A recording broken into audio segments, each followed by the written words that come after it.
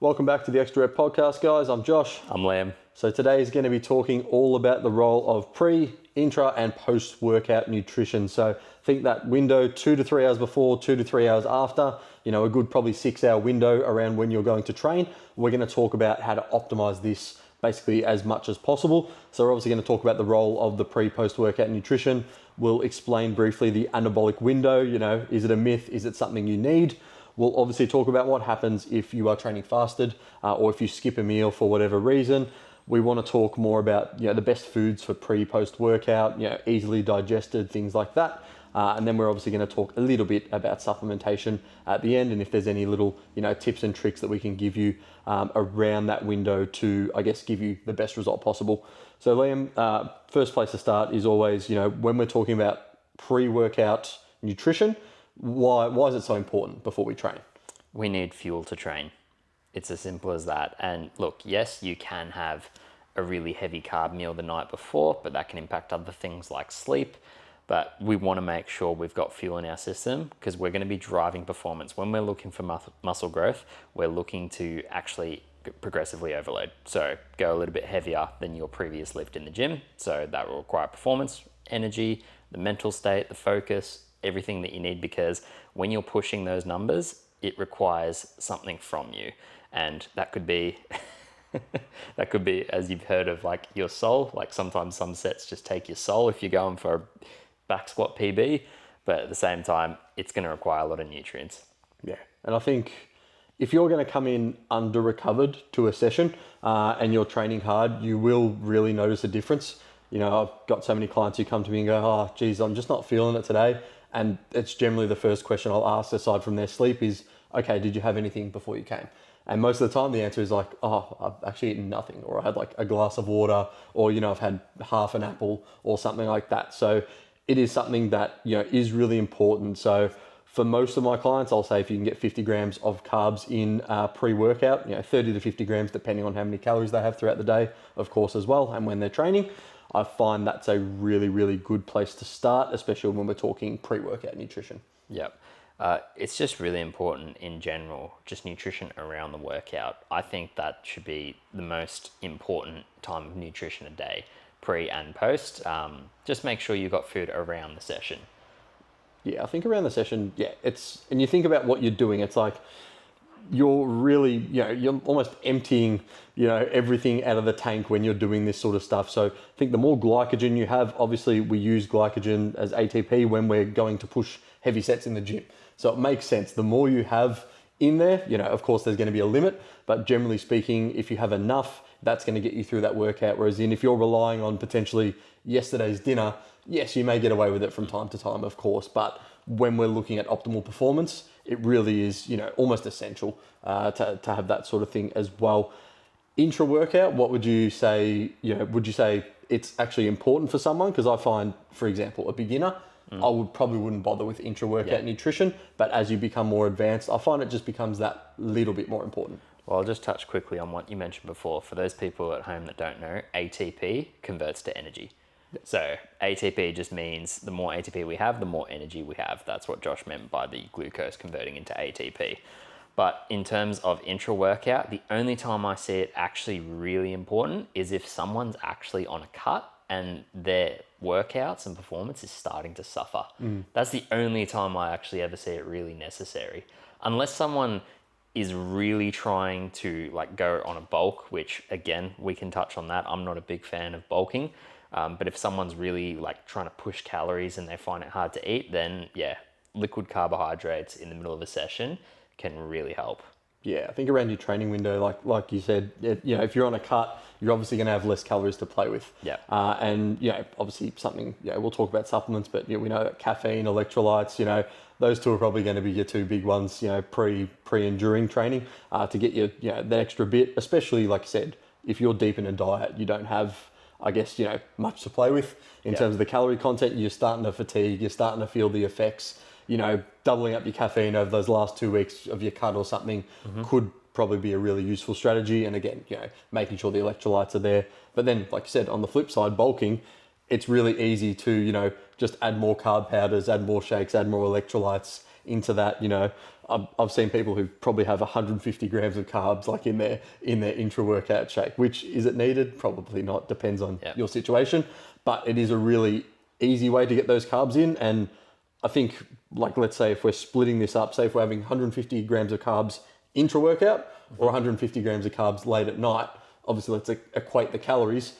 The carbs straight away, you know, in that intra-workout are probably going to do a better job of fueling you and potentially just doing a better job in terms of that body composition, I would say, as well. We're talking 600 calories there. Like, Exactly. No one needs to be consuming 600 calories during their work. Well, look, some people may, if they're doing this professionally and it's like their job. But really, 150 grams of carbs, like, I'm just thinking of the gastrointestinal stress of you're in a stress state training, then you're trying to absorb the carbs quickly, and then you're trying to max out on a lift. I can't see it ending too well. Yeah. And I think, yeah, that takes us basically to post-workout nutrition. So I think a lot of people, you know, it's probably not as important as pre-workout nutrition, like we discussed on the previous podcast, but it doesn't mean it's not important. So it's probably, we'll say, the second most important meal potentially of the day, depending on, again, there's going to be 100 factors, but if we're talking pre, intra, post, I would always say pre first, post second, intra third. Yeah. It's probably a good hierarchy to have. But how do you think that affects, well, I guess, how does post-workout nutrition affect, you know, muscle growth, recovery, protein synthesis, all that sort of stuff? Well, the hard thing is it actually really depends on those two factors. It depends what you had in your pre-workout meal. Because if you had a quick pre-workout meal, then you went straight to training and you've consumed EAAs or carbs during your training, you don't really need to worry about a post-workout meal for about 2 to 3 hours. But also time of the day, like if you've trained at like 5 p.m. at night and your pre-workout meal was your lunch at 1 o'clock, then it actually becomes essential to get that post-workout meal in. Yeah, I think timing's just a big thing that people, again, just don't really factor in as something that's important. And that's, of course, because we've got jobs, we've got lives, you know, people going to work after the gym, they're not thinking at 3:30, I need to get my, you know, my whey protein in with, you know, with a banana and an apple or whatever their pre-workout may be. But it is very important. And I've had clients where same sort of thing, if they're like, oh, you know, I'll have lunch and then I'll go to the gym at 5. And I'll be like, that's sweet, but I think we need something else there. It doesn't have to be, like I said, a big meal, but some protein, some form of carbs there, quick acting, getting you into the gym, getting into that mindset as well of like, okay, I'm starting to fuel myself because I'm going to push myself here for that workout as well. So I do find mentally that may help people as well. If you have a quote unquote pre-workout meal, that's going to motivate you to be like, okay, I've just had this to fuel my session. So that will lead you to want to go in and, you know, train with that intensity that you need to change your body. Yeah. But like we said, it depends on how big the meal was. If it was just an apple or a banana, which is perfectly acceptable as a pre-workout meal, then yeah, you probably need to focus on that anabolic window after and get the post-workout meal in. But if you've had a really big meal and then you've trained, you might even notice that you're not even hungry after you finish training. And that anabolism of that hunger, that ghrelin spike, it won't even come in until about like an hour or 2 hours later. Yeah. I think going back to the sort of, I guess we call it the anabolic window, there has been some research lately to show that, you know, it may not be, like I said in the last podcast, as important as it once was, but that doesn't mean it's not important at all. And especially when, I guess, if you think about training, you think about it like a switch. Like the training turns the switch on for, you know, muscle and body composition. You could not train and just obviously lose fat on a diet, but you're probably going to lose a bit of muscle as well, even though protein's high. So you really need to think about flicking that switch, training hard enough for then, you know, this post intra-workout stuff to actually make a difference as well. Yep. I mean, training intensity, as you mentioned there, training hard enough comes into play with how many calories you do need to be eating and how much is going to be uptanked nutriently from, is that even a word? Nutriently, maybe. Nutrition gets uptaked regularly, I think that's what I was trying to say, into that muscle cell. Yeah. And I think when we talk about training fasted, because I know there are a lot of people who potentially do get up first thing in the morning. Like I said, we talked briefly about it in the last podcast, but you mentioned what? Honey, coffee, banana? Honey, coffee, banana. So why does that work? It just works so well for the quick absorption of the carbohydrates. It gives you energy. You don't get the big crash. It's literally 125 calories, if that. And also the coffee will just help with energy production. ATP, as we mentioned before, helps also aid with blood flow. So you're going to get a better pump. And no, coffee doesn't dehydrate you, by the way. So if you're just having a long black, you're also hydrating yourself because you've got water in there as well. And then you've got nutrients as well with the banana and honey. It just works so well. It's so light on the stomach. Even if someone's not hungry, they can usually, while they're driving to the gym, just eat a banana. There's no barrier to entry with this. That's why it's so easy for someone. And it's literally 125 calories, so it doesn't blow out your calories for the rest of the day. You can still have 2,000 rest later in the day when you're hungry or whatever, and your performance will increase in the gym. Yeah. I think it's like I said, something fast digesting, carbohydrate, bit of protein. If you can get that in any form, that's going to be a really great start if you do normally train fasted. What about, would you say, if you missed, say you missed a post-workout meal, if you miss one post-workout meal, is that going to be my gains are done for the day? Or is that it's fine as long as your protein's there and you consume enough calories throughout the day? Well, you just answered it in your own question. As long as there's enough protein and calories throughout the rest of the day, you've got nothing really to worry about. Yeah. Look, is it ideal? I would still say no. It's probably better from a nutrient partitioning standpoint to get something in after. But the days of the anabolic window and the second you finish that last set, you have to get your 30 grams shaken down it, those days are gone. Yeah, I think it comes down to personal preference as well. Again, like I said, if you're an elite bodybuilder, a bit of a different story, and you probably wouldn't be listening to this podcast yet. We're not quite big enough. But if you're someone, like I said, average Joe, just looking to get a bit stronger, a bit leaner, etc., still having something post-workout, ideally in that window. But if you miss a day, it's not going to be the end of the world. I just wouldn't turn that into, missing every day there. Ideally, we still want to get something in pre and post. Protein and carbs, like we talked about, carbs are really going to help fuel that process of training harder. And obviously protein, the more we have there, the carbs, we talked about, are protein sparing. So we're not going to be using that protein for energy. We're going to be using the carbs for energy. So that lets protein do its job of, repairing that muscle tissue and doing all the functions that we need to obviously improve our body composition as well. When we talk about post-workout meals, what would you say? Obviously, pre-workout, we talked about fast digesting carbs. So What would you say, 1 to 2 hours before, probably the faster digesting, would you say? Well, yeah, but I mean, it depends on the person's time schedule and how much time they have to digest something. Say they had, all the time in the world, the gym was the only thing they did for the day. What would be a perfect, pre-post workout, timing and meals for you? Yeah, timing would be an hour and a half to 2 hours before the workout.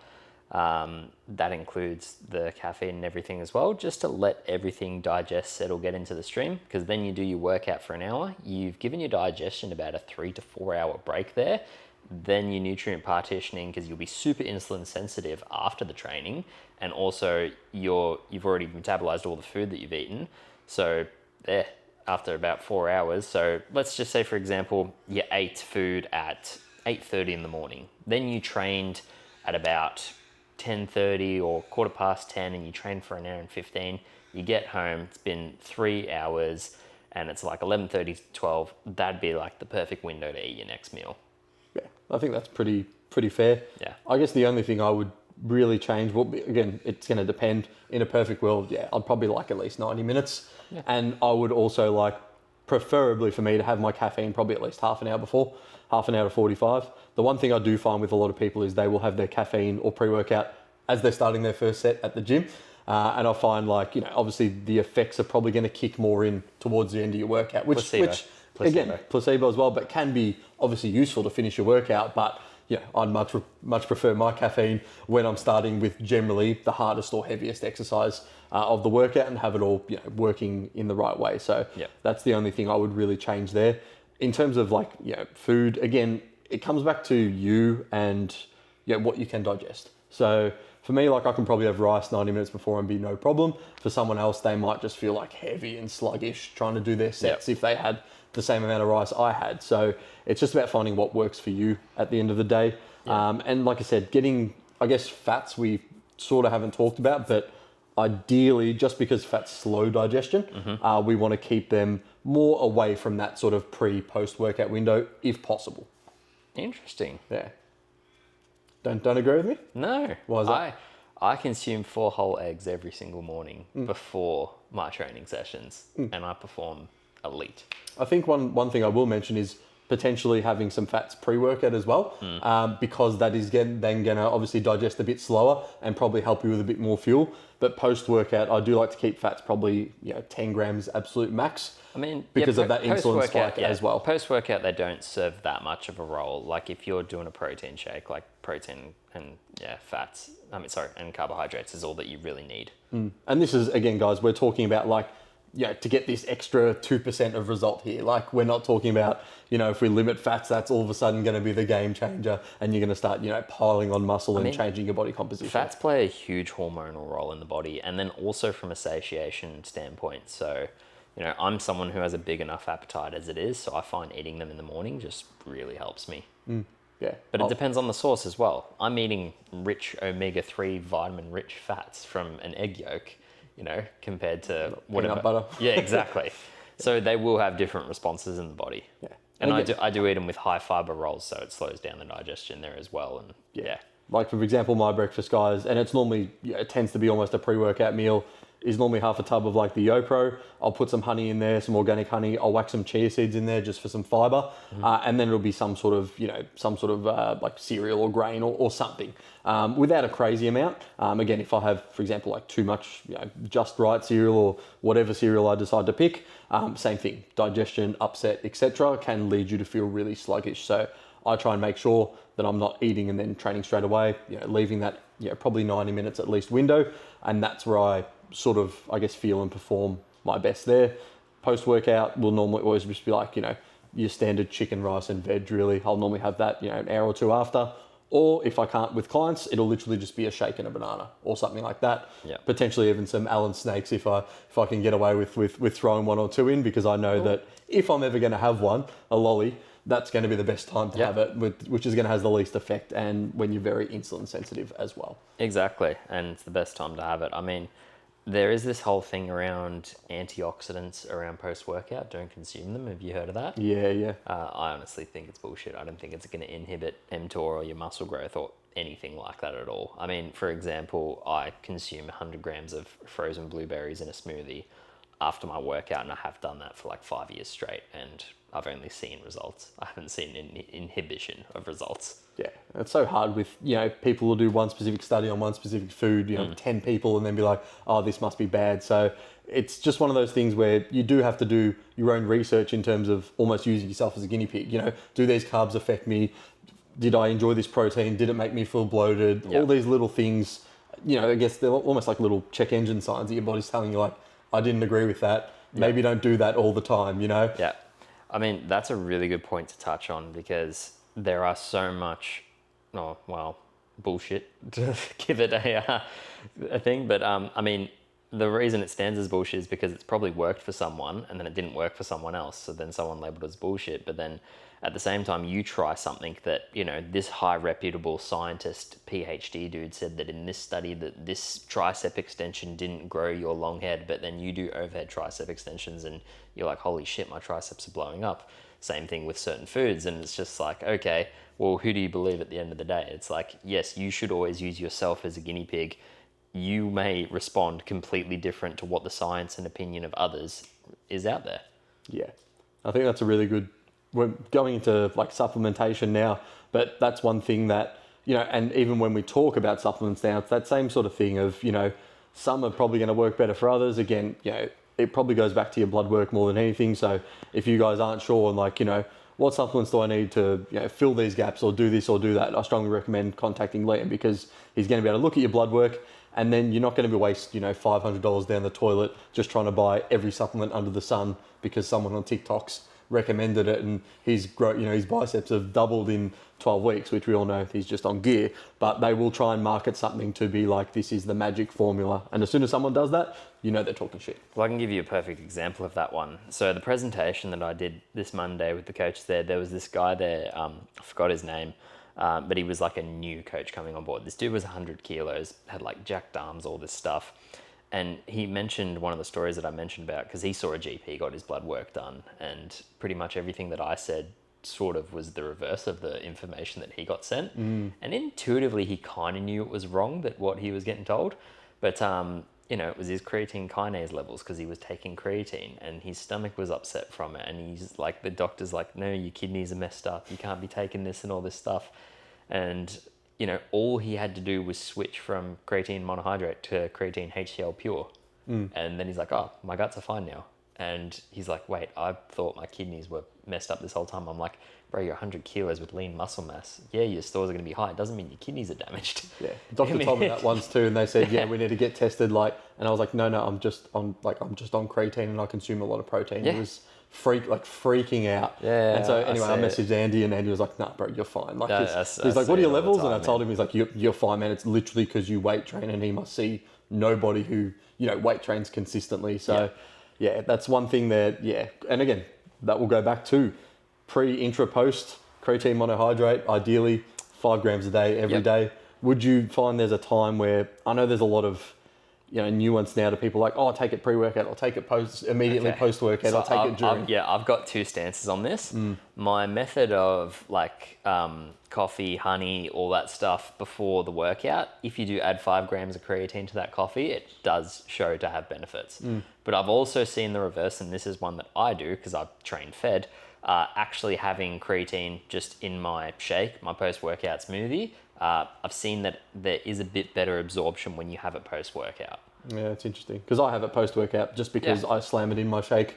But yeah, again, guys, it goes back to take 5 grams a day every day and you will get the benefits no matter if it's, pre, post or Well, actually, we should whatnot. mention on that, I wouldn't advise having it at night because it has been shown to be very cognitively sort of amplified. Enhancing, yes. So you don't really want to be taking creatine right before bed. Yeah. Yeah, that would make sense. Yeah, probably first thing in the morning, pre or post workout. I'd say year 3. Yep. Good ones. That's more because you'll just remember it as well. Yeah, and you don't need to mix it with orange juice to absorb it better. Yeah, just if you remember whack that it. myth. Yeah, whack it in whatever. I think the myth behind that wasn't the sugar and the fructose. It was actually the vitamin C from orange juice because vitamin C upregulates certain vitamin minerals and antioxidants. So, that might just be why that myth came about. Yeah, that's actually quite interesting. Yeah. Well, I think if we're going to talk about supplements, creatine obviously there, caffeine obviously we like to have. What depends on the person, obviously on the dosage, but for example, to get any proper different. proper effect, would you say probably depending on the person again, goes probably from 100 milligrams all the way up to 500-600 for a dose to be dependent on improving your weight training. What one standard coffee is 110 milligrams around there. Just have that 15 minutes before your training session and just see if there's a difference. Yeah. And most likely there will be. I mean, for certain days where, for example, I had Smith machine squats today, I had 2 coffees because I was like, it's going to hurt. And amp yourself up a bit more. Yeah, you amp yourself up. And, at the stage of our lifting career, it's like we know how to train really intense to failure. We know how to drive past certain points. So it's like you're sort of a little bit nervous before those lifts because you're like, this is going to hurt. My heart rate's going to go to 160. I'm going to be breathing heavy for 2 minutes. My face is going to go red. But, it's on the program, so you got to do it. And it's just having that extra coffee this morning just gave me this little mental, maybe placebo reward of okay, I've got another 110 milligrams of caffeine, so I'm amped. Let's go. Yeah, should be able to perform. Exactly. Yeah. So and creatine. Lo and behold, I did. Yep. Creatine, caffeine. The only other one I'd really mention is an electrolyte, like we have talked about in the previous podcast anyway, and that's just more if you are dehydrated. So I would recommend potentially pre-workout or intra-workout having some electrolytes. Obviously, we know if we're dehydrated, muscle contraction goes down. If muscle contraction goes down, we're probably not going to be lifting as heavy as we were last week, which is the whole point of weight training if we want to start making changes as well. So there's your top 3, guys. We've got those 3 supplements for you as well. Anything else to add? I'd probably recommend magnesium glycinate post-workout. Can just really help just shift your body back to that parasympathetic, get the healing process going, and also just for nutrient absorption as well. Just calming everything down. Yeah, I think that's a really good one to, like I said, just calm things down that little bit. A lot of people are on edge these days as it is. So even calming down before they, might work out and then go back to the office, might put them in a bit of a better That's what I mean. too. You're going from a really stressed state when you're training. It is a stress on the body, and then you need to focus on shifting yourself into a calm state as much as possible. Even though your perspective in the external world, if you go straight back to the office, take calls, all that stuff, isn't calming, you need to get your body and your digestive tract into a calming state. So supplementally with magnesium, that can really help. I mean, as we mentioned before though, carbohydrates or like really do that as well. They shift the body into the parasympathetic. So yes, if you've got some stresses going on straight away, if you've got to go straight to work for the next 8 hours after your workout, just make sure you're getting in some form of carbohydrates and magnesium glycinate. We probably wouldn't recommend caffeine post-workout. Yeah, it's funny. I've seen some research even lately that I think said something about caffeine post-workout and how it was, almost fine. Not so much beneficial, but like no worse than, having it before or whatever in terms of like, doing anything bad. Yeah. So it was like you can still have a coffee. I can't remember what. I was going to say, like, what source of caffeine though? Was it the coffee? Because there's an antioxidant blood thinning effect like that, or was it, you can't have a caffeinated energy drink? Good question. Because I think it was they will, coffee. they will work differently. Like Yeah. coffee, for those that don't know, we harp on this all the time. Coffee actually has a shit ton of health benefits. But if you're drinking the white monster, potentially post-workout, it's probably not going to work the same way. Yeah, I'm pretty sure it was coffee. So like I said, there's some unique benefits there compared to like I said, smacking a white monster or some pre-workout again, it's a pre-workout, like you wouldn't have it post-workout. So it's kind of in the name, makes a bit of sense. But I hope you've enjoyed the episode, guys. Again, we've talked pre, post, intra-workout training, how to get the most out of that. Again, if you guys have any questions, our social links are down below, so feel free to contact either of us. But until then, guys, we will see you in the next episode. Thanks, guys.